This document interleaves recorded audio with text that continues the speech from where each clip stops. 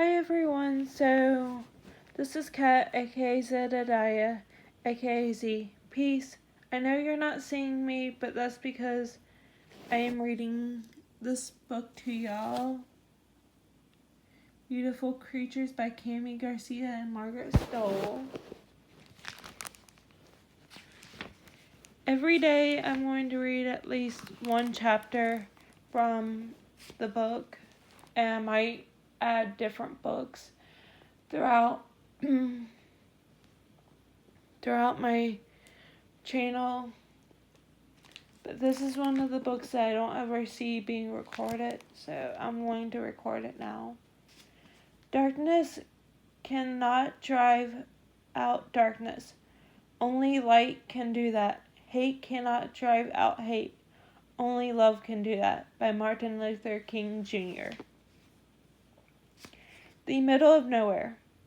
There were only two kinds of people in our town, the stupid and the stuck. My father had affectionately classified our neighbors, the ones who are bound to stay or too dumb to go. Everyone else finds a way out. There was no question which one he was, but I'd never had the courage to ask why. My father was a writer, and we lived in Gatlin, South Carolina, because the Waits always had. Since my great-great-great-great-granddad, Alice Waite, fought and died on the other side of the Sante River during the Civil War. Only folks down here didn't call it the Civil War.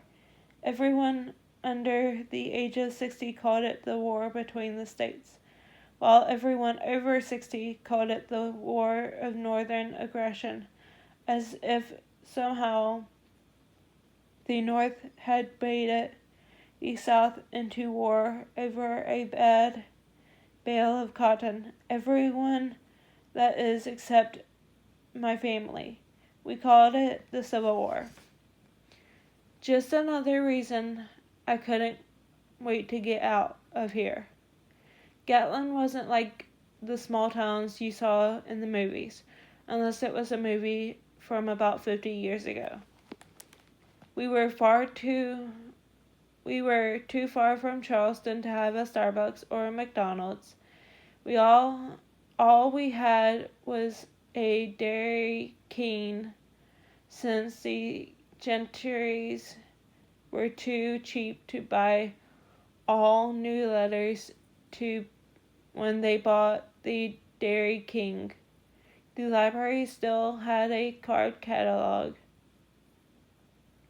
The high school still had chalkboards, and our community pool was Lake Moultrie, warm brown water and all. You could see a movie at the Cineplex about the same time it came out on DVD, but you had to hitch a ride over to Somerville by the community college. The shops were on Main, the good houses were on River, and everyone else lived on Route 9, where the pavement disintegrated into chunky concrete stubble. Terrible for walking, but perfect for throwing at angry possums, the meanest animals alive. You never saw that in the movies. Gatlin wasn't a complicated place. Gatlin was Gatlin. The neighbors kept watch from their porches in the unbearable heat, sweltering in plain sight. But there was no point. Nothing ever changed. Tomorrow would be the first day of school, my sophomore year at Stonewall Jackson High, and I already knew everything that was going to happen, where I would sit, who I would talk to, the jokes, the girls, who would park where. There were no surprises in Gatlin County. We were pretty much the epicenter of the middle of nowhere. At least that's what I thought, when I closed my battered copy of Slaughterhouse-Five, clicked off my iPod, and turned out the light on the last night of summer. Turns out I couldn't have been more wrong. There was a curse, there was a girl, and in the end there was a grave. I never saw it coming. That was chapter 1 of Beautiful Creatures, and the chapter was called The Middle of Nowhere, Before the Middle of Nowhere.